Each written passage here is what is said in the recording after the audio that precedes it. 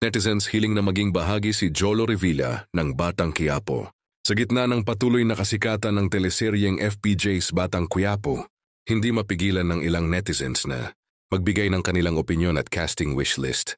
Para sa mga susunod na kabanata, isa sa mga lumulutang na mungkahi sa social media ay ang posibilidad na mapasama si Jolo Revilla sa powerhouse cast ng programa. Sa iba't ibang Facebook groups at entertainment pages, may mga komento mula sa mga tagahanga na nagsasabing bagay umano kay Jolo Revilla ang maging parte ng action drama na pinangungunahan ni Coco Martin. Ayon sa kanila, may angking karisma at action background si Jolo na akma sa estilo ng palabas.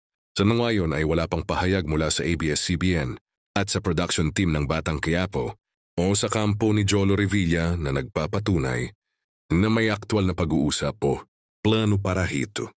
Hindi maikakaila na may dugong action star si Jolo bilang anak ni Senator Bong Revilla Jr. na isa ring kilalang action star noong dekada 90s at 20s.